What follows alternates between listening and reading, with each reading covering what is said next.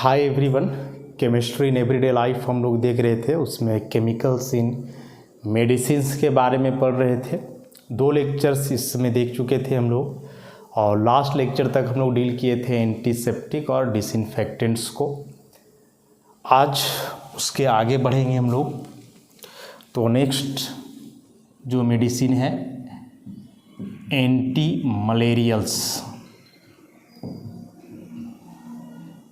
नाम से ही स्पष्ट हो रहा है, एंटी मलेरियल्स मतलब वे केमिकल सब्सटेंस जो मलेरिया को ट्रीट करने के लिए इस्तेमाल होते हैं, used for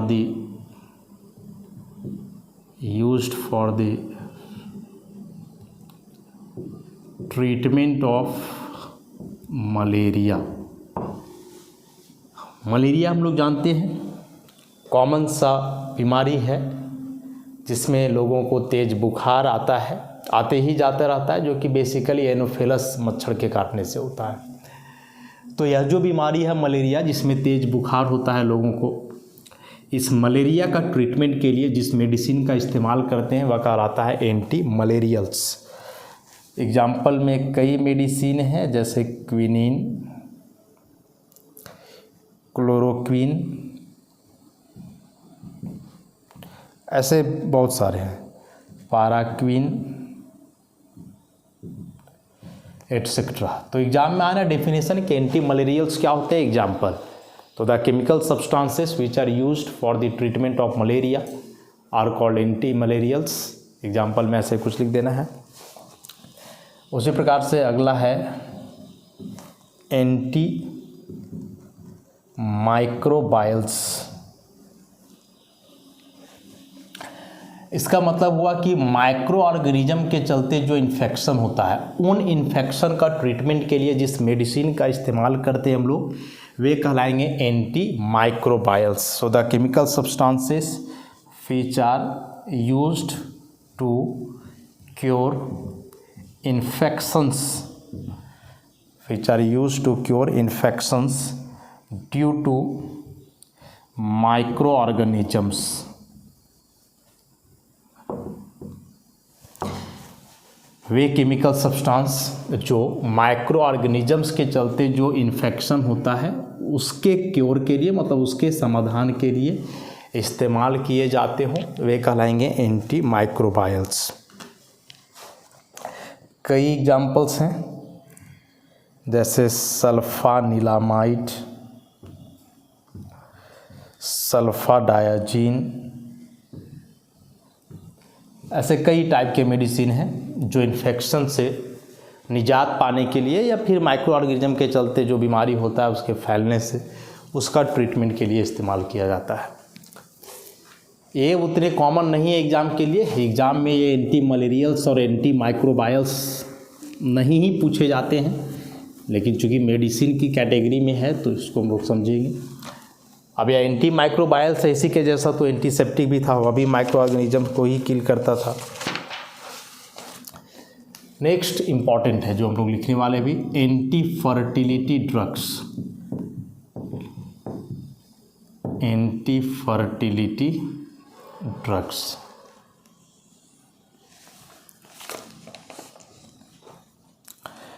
so the chemical substances which are used to control pregnancy। Way chemical substance, way medicine जो प्रेगनेंसी को कंट्रोल करने के लिए इस्तेमाल किए जाते हैं, वही कहलाते हैं एंटी फर्टिलिटी ड्रग्स। तो एंटी फर्टिलिटी ड्रग्स करने का मतलब हुआ कि फर्टिलाइजेशन को रोकने के लिए। हम लोग जानते हैं कि प्रेगनेंसी तभी होता है जब फर्टिलाइजेशन होता है एक वीमेन के अंदर। उसी फर्टिलाइजेशन को जो है यह कंट्रोल करता है, रोकता है। तो उसी के तहत जो है प्रेगनेंसी भी क्या हो जाता है, कंट्रोल हो जाता है। वही चीज़ है कि these are used to prevent the fertilization. Women में जो फर्टिलाइजेशन होता है उसी फर्टिलाइजेशन को क्या करता है, रोकता है। इसीलिए इसको बर्थ कंट्रोल पिल्स भी बोला जाता है, बर्थ कंट्रोल पिल्स।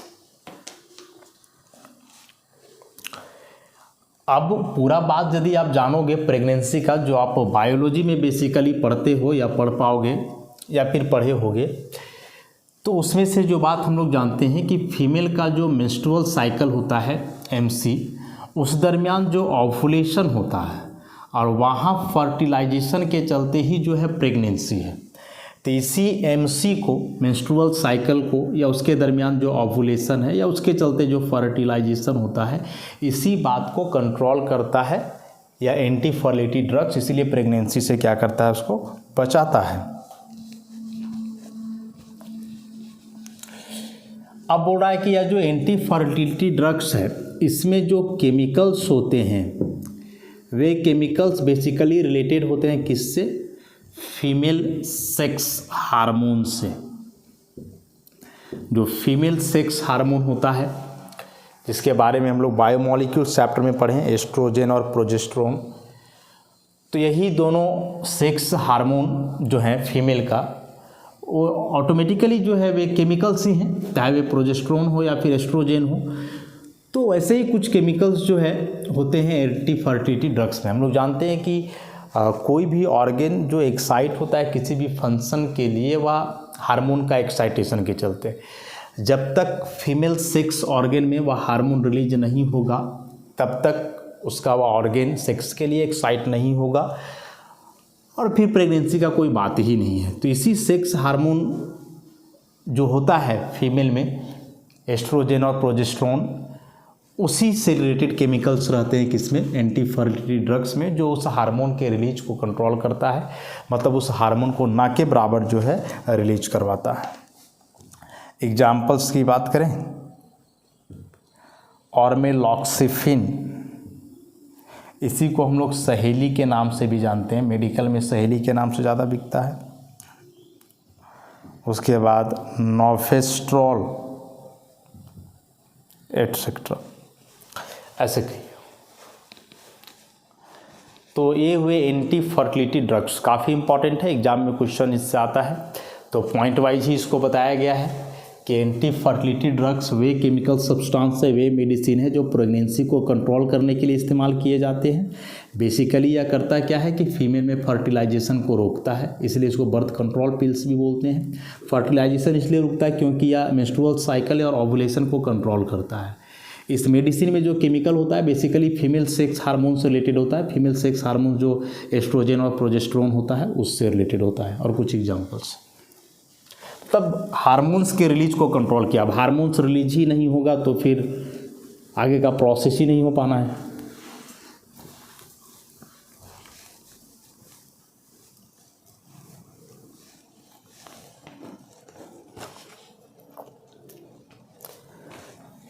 नेक्स्ट काफ़ी important, antibiotics, very important. So the chemical substances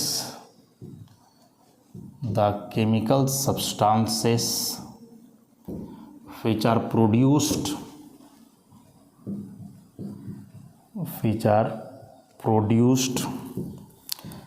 by microorganisms, way microorganisms हो सकते हैं जैसे फंगी, फंगस वगैरह, बैक्टीरिया, और इसी के जैसा होता है एक माइक्रो ऑर्गेनिज्म मोल्ड एटसेट्रा। तो the chemical substances which are produced by the micro organisms and can inhibit the growth और इवन destroy other microorganism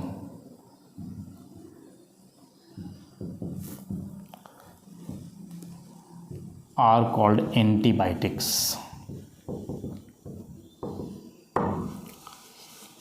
बड़ा इंटरेस्टिंग है एंटीबायोटिक्स। बोल रहा है कि वे केमिकल सब्सटेंस जो माइक्रो ऑर्गेनिज्म के द्वारा प्रोड्यूस किए जाते हैं और फिर इसी केमिकल सब्सटेंस जो माइक्रो ऑर्गेनिज्म के द्वारा प्रोड्यूस किया गया है, इसी का इस्तेमाल किया जाएगा किसी दूसरे माइक्रो ऑर्गेनिज्म को मारने के लिए या उसके ग्रोथ को रोकने के लिए। मतलब यह मान लो कि एक माइक्रो ऑर्गेनिज्म है, तो यह केमिकल सब्सटेंस को सिंथेसाइज करेगा और यही केमिकल सब्सटेंस फिर इस्तेमाल किया जाएगा किसी दूसरे माइक्रो ऑर्गेनिज्म को मारने के लिए। जैसे हम लोग कैसे एक व्यक्ति दूसरे को मारता है, उसी प्रकार से यहाँ समझो कि एक माइक्रो ऑर्गेनिज्म दूसरे को मार रहा है। माइक्रो ऑर्गेनिज्म डायरेक्ट दूसरे को नहीं किल कर रहा है, बल्कि यह केमिकल सब्सटेंस रिलीज किया और यह जो केमिकल सब्सटेंस है ये अब दूसरे माइक्रो ऑर्गेनिज्म को किल करेगा। इसीलिए हम लोग एंटीबायोटिक को बोलते हैं setting one thief against other. एक चोर को दूसरे चोर के घर चोरी करने के लिए भेजना। नहीं, प्रोड्यूस हो रहा है माइक्रो ऑर्गेनिज्म के द्वारा, इसका इस्तेमाल भी किया जा रहा है माइक्रो ऑर्गेनिज्म को ही किल करने के लिए। तो ये बात हुआ कि एक चोर को दूसरे चोर के घर में चोरी करने के लिए आप भेज रहे हो। एक माइक्रो ऑर्गेनिज्म दूसरे माइक्रो ऑर्गेनिज्म को क्या कर रहा है, यहाँ किल कर रहा है। इसमें से कुछ ऑब्जेक्टिव क्वेश्चंस भी आते हैं। एंटीबायोटिक्स कई हैं, कई प्रकार के होते हैं, लेकिन जो सबसे पहला एंटीबायोटिक बनाया गया था या जो खोज किया गया था वह था पेनिसिलिन। फर्स्ट एंटीबायोटिक क्या था, पेनिसिलिन, जो खोजा गया था या बनाया गया था अलेक्जेंडर फ्लेमिंग के द्वारा in 1929. So penicillin was the first antibiotic discovered or prepared by Alexander Fleming in 1929. तो ऑब्जेक्टिव क्वेश्चन के लिए बड़ा इंपॉर्टेंट है, इसको ध्यान में रखेंगे। यह पेनिसिलिन कई प्रकार का होता है। पेनिसिलिन के कॉमन स्ट्रक्चर और उसके डेरिवेटिव्स के आधार पे हम लोग चले तो पेनिसिलिन जो है कई प्रकार का होता है। एक कॉमन सा स्ट्रक्चर जो है पेनिसिलिन का वह कुछ ऐसा होता है।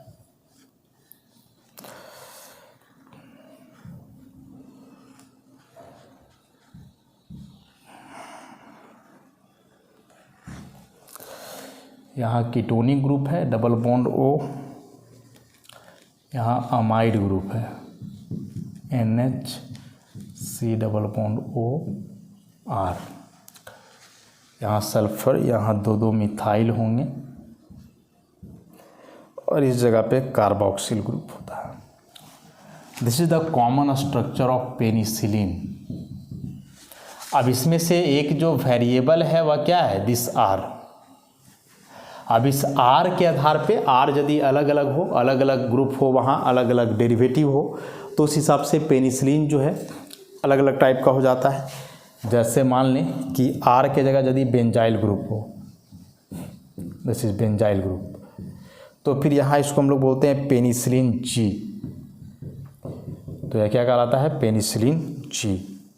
उसी प्रकार से यहाँ यदि नॉर्मल हेप्टाइल ग्रुप हो, होल 6 और एक साथ कार्बन हेप्टाइल ग्रुप, तो इसको हम लोग बोलते हैं पेनिसिलिन K। और उसी प्रकार से R के जगह कोई ईथर ग्रुप हो इस तरह से, दिस वन, तो यह कहलाता है पेनिसिलिन V। सबका एक्शन में थोड़ा बहुत अंतर होता है, तो जो R यहाँ वेरिएबल चीज़ है जो अलग अलग हो सकता है, उसी के आधार पे यहाँ पेनिसिलिन के कई टाइप हुए, पेनिसिलिन G, पेनिसिलिन K और पेनिसिलिन V। तो जनरल स्ट्रक्चर पेनिसिलिन का है, एग्जाम में आ भी सकता है, आता है कि पेनिसिलिन का जो जनरल स्ट्रक्चर है उसको बनाओ, तो ध्यान रखोगे। यहाँ जो एक 4 मेंबर रिंग है, नाइट्रोजन कीटोन ग्रुप, साथ ही अमाइड है, उसके बाद फिर यहाँ सल्फर ग्रुप लगा हुआ है, इधर ही 5 मेंबर रिंग हुआ।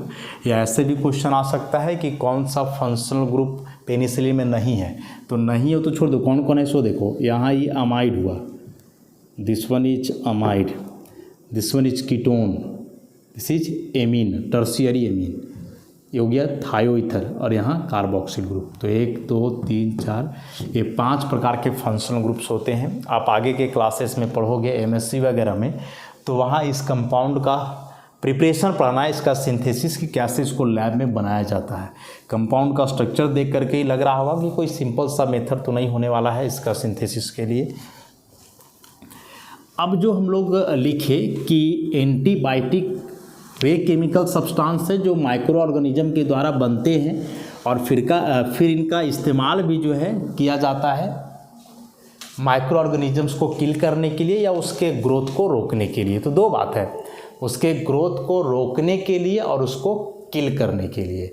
तो आखिर किस आधार पे वह माइक्रो ऑर्गेनिजम्स के ग्रोथ को कम करेगा या उसको पूरी तरह से मारेगा। तो दो बातें हुई यहाँ से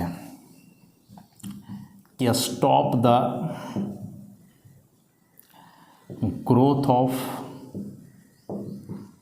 माइक्रो ऑर्गेनिज्म और किल द माइक्रो ऑर्गेनिज्म। जो एंटीबायोटिक्स माइक्रो ऑर्गेनिज्म के ग्रोथ को रोकने के लिए इस्तेमाल होते हैं उनको बोला जाता है बैक्टीरियोस्टैटिक। और जिस एंटीबायोटिक का इस्तेमाल माइक्रो ऑर्गेनिज्म को किल करने के लिए किया जाता है उसको हम लोग बोलते हैं बैक्टीरिसीडल। याद रखोगे, सारे इंपॉर्टेंट टर्म्स हैं। So the antibiotics which are used to kill the microorganism are called bactericidals and those which are used to stop the growth of microorganism are called bacteriostatic। इसी के आधार पे फिर अलग अलग है। बैक्टीरियोस्टैटिक में जैसे इराइथ्रोमाइसिन, जिसको एजिथ्रोमाइसिन भी हम लोग आजकल बोलते हैं, टेट्रासाइक्लिन, उसके बाद क्लोरमफेनिकोल, ये सभी बैक्टीरियोस्टैटिक है जो माइक्रो ऑर्गेनिज्म के ग्रोथ को केवल रोकते हैं, उनको किल नहीं करते हैं। बैक्टीरिसीडल में आ जाओ तो पेनिसिलिन या उसको मार ही देता है पूरी तरह से। एमिनो ग्लाइकोसाइड्स वगैरह के बारे में पढ़े हम लोग।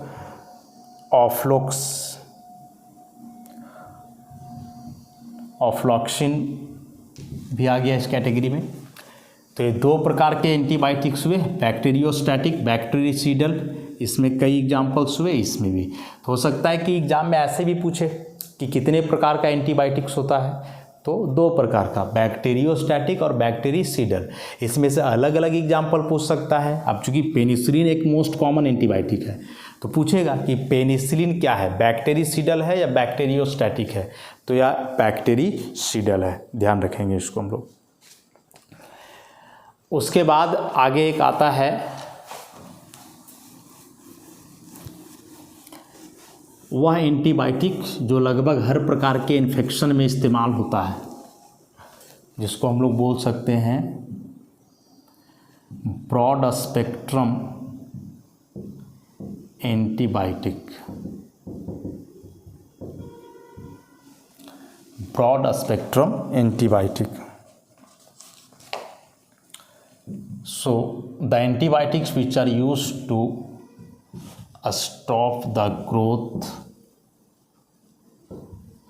or kill a wide variety of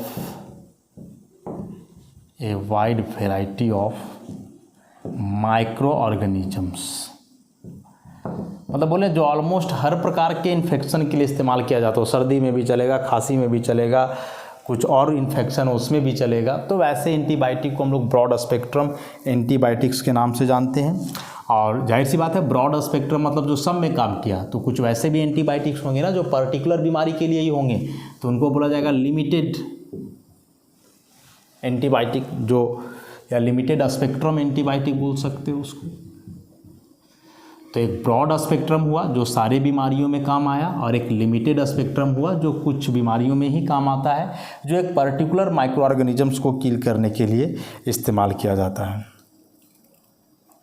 जैसे पेनिसिलिन, सो पेनिसिलिन इज या लिमिटेड स्पेक्ट्रम एंटीबायोटिक जिसका इस्तेमाल किया जाता है वैसे इन्फेक्शन को ठीक करने के लिए जो थ्रोट में हो या फिर कोई लोकल इन्फेक्शन वगैरह हो, वही सर्दी खांसी वाला, तो ऐसे इन्फेक्शन को दूर करने के लिए इस्तेमाल होता है पेनिसिलिन।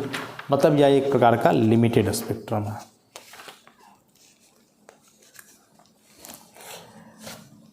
उसके बाद फिर इसमें अगला आता है सल्फा ड्रग्स।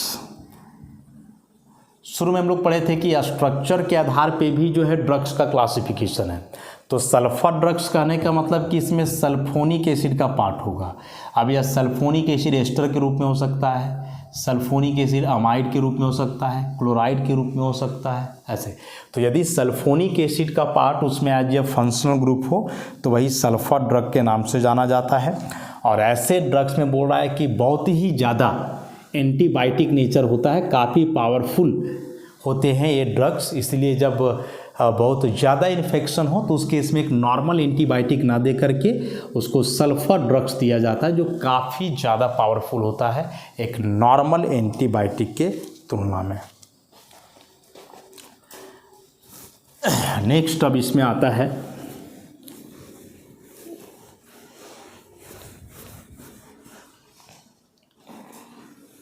एंटासिड्स।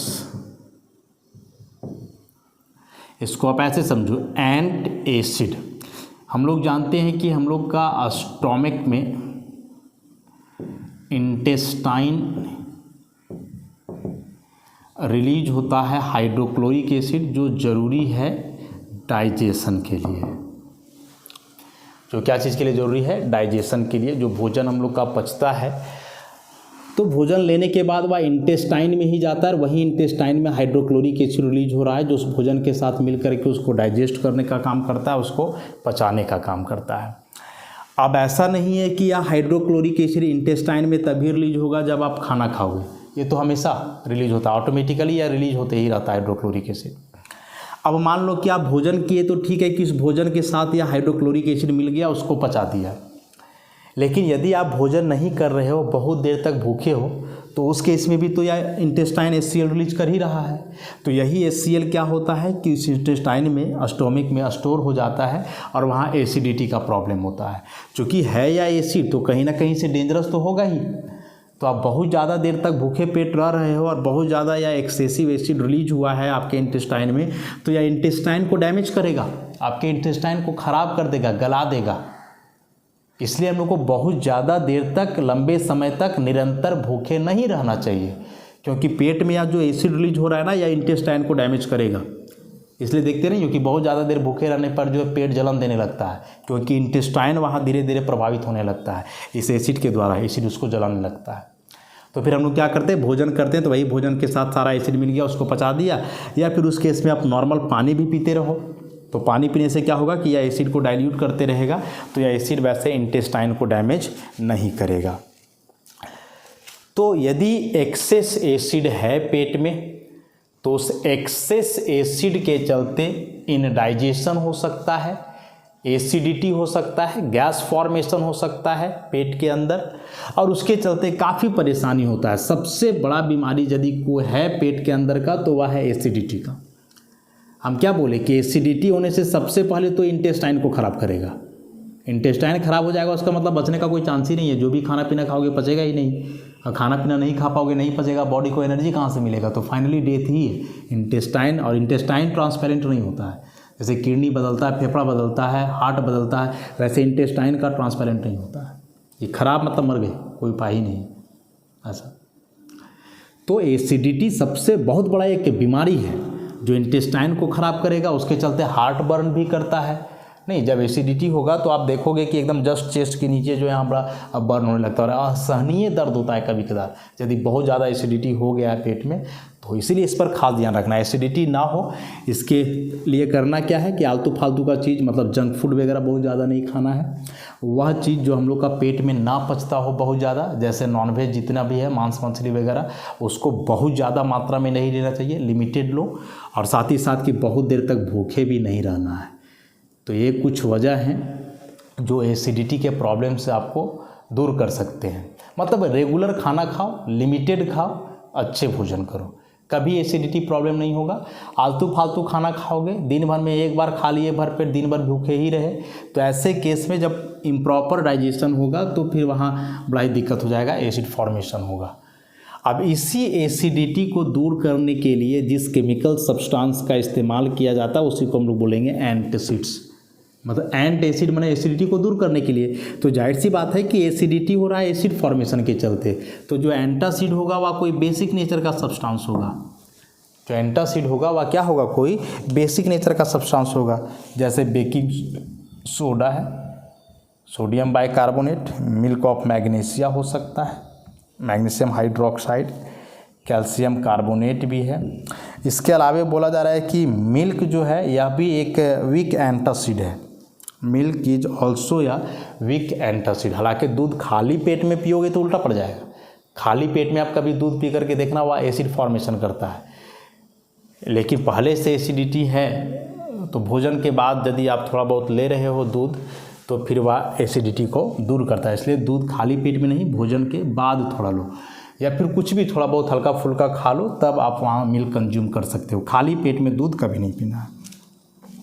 और केमिकली और भी इसके कई एग्जांपल्स हैं, जैसे ओमेप्राजोल, सिमेटिडीन, ऐसे कई केमिकल्स दवाई है एंटासिड के रूप में जो अवेलेबल है मार्केट में। अब इसमें से अगला आता है, तो यह एंटासिड भी एग्जाम के लिए है इम्पॉर्टेंट, ध्यान रखोगे इसको। एग्ज़ाम के लिए ना सही तो जनरल भी काफ़ी इम्पॉर्टेंट बात था। नेक्स्ट आता है एंटीहिस्टामिन्स। पहले भी बताए हैं कि हिस्टामिन एक केमिकल सब्सटेंस है, केमिकल सब्सटेंस है जो हम लोग का बॉडी में रिलीज होता है। इसके स्ट्रक्चर की बात करें यदि हम लोग, तो कुछ इस प्रकार का स्ट्रक्चर है।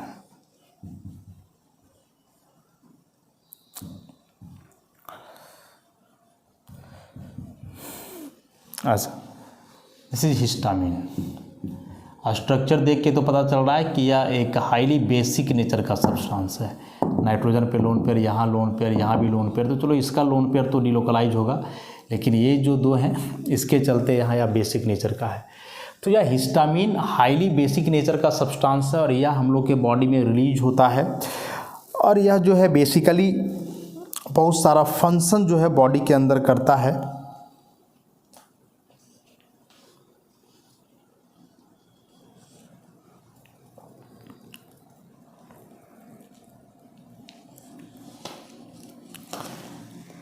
अब क्या है कि यदि यह हिस्टामिन बहुत ज़्यादा रिलीज हो रहा हो बॉडी के अंदर, तो इसका एक्सेसिव रिलीज के चलते सारा काम उल्टा हो जाता है। बेसिकली हिस्टामिन का काम है कि जो मसल्स वगैरह है ना उसको कॉन्ट्रैक्ट करना, सिकुड़ाना उसको। जैसे कि आप बहुत ज़्यादा कोई काम कर रहे हो, थके हारे हो, मसल्स वहाँ फूल रहा है या फैल रहा है, तो उसका कॉन्ट्रैक्शन करने का काम जो है करता है या हिस्टामिन। और भी ऐसे कई फंक्शंस हैं, लेकिन वह लिमिट में रिलीज हो तब। यदि एक्सेसिव अमाउंट में रिलीज होने लगा हिस्टामिन तो फिर काम उल्टा हो जाएगा और जितने भी एलर्जिक एक्शन हैं वे सारे पनप जाएंगे। एलर्जिक एक्शन मतलब होता है ना कि किसी का बहुत जल्दी जो है सर्दी होने लगा, थोड़ा सा भी ठंड हुआ सर्दी, हल्का सा भी पानी में भीगा सर्दी हो गया है, हल्का सा डस्ट में तो बहुत ज़्यादा खांसी हो गया, बर्दाश्त नहीं हो रहा उसको। अस्थमा वगैरह के जो पेशेंट होते हैं, धुआं वगैरह बर्दाश्त नहीं होता उनको, ज़रा सा धुआं में गए सफोकेशन होने लगा, सांस फूलने लगा, तो ये सारे एलर्जिक एक्शन होते हैं। तो इन्हीं एलर्जिक एक्शन का जो है रिस्पॉन्स होता है इस हिस्टामिन का एक्सेसिव रिलीज, या बहुत ज़्यादा अमाउंट में रिलीज होगा तो एलर्जिक एक्शन क्रिएट करता है बॉडी के अंदर। तो जब हिस्टामिन बहुत ज़्यादा रिलीज हो रहा है, और बहुत ज़्यादा रिलीज होने का मतलब बताया ना कि हाईली बेसिक नेचर का है, तो बहुत ज़्यादा बेसिक हो जाएगा आपका पेट या बॉडी, और उस केस में एलर्जिक एक्शन पनपता है। तो इस हिस्टामिन के एक्सेसिव रिलीज को कंट्रोल करने के लिए जिस सब्सटेंस का इस्तेमाल होता है दवाई के रूप में, वही कहलाएगा एंटी हिस्टामिन। एंटी माने उल्टा, हिस्टामिन का उल्टा। तो बॉडी में हिस्टामिन के एक्सेसिव रिलीज को कंट्रोल करने वाला जो दवाई है वह एंटी हिस्टामिन कहलाएगा। जो फाइनली करता क्या है, तो एलर्जिक एक्शन को जो है कम करता है। समझ गए बात को? एलर्जिक एक्शन का मतलब समझ में आया ना? थोड़ा बहुत ठंड में भी सर्दी हो जाना, आँख का इचिंग होना, आँख में जो खिंचाता है किसी किसी का, उसके बाद थोड़ा सा भी धुआं में जाना, डस्ट में जाना तो सांस फूलने लगा, तो इन सारी चीज़ों को हम लोग एलर्जिक एक्शन बोलते हैं। और इसी एलर्जिक एक्शन को कम करने के लिए जो होता है वह एंटी हिस्टामिन या इसी को आप एंटी एलर्जिक ड्रग्स बोल सकते हो।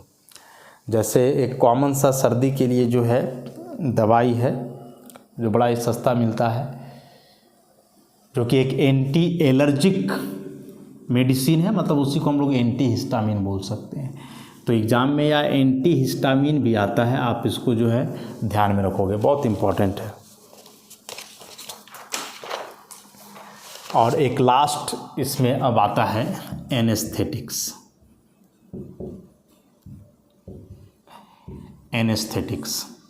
एनेस्थेटिक्स मतलब वे मेडिसिन जिनका इस्तेमाल किया जाता हो बेहोश करने के लिए।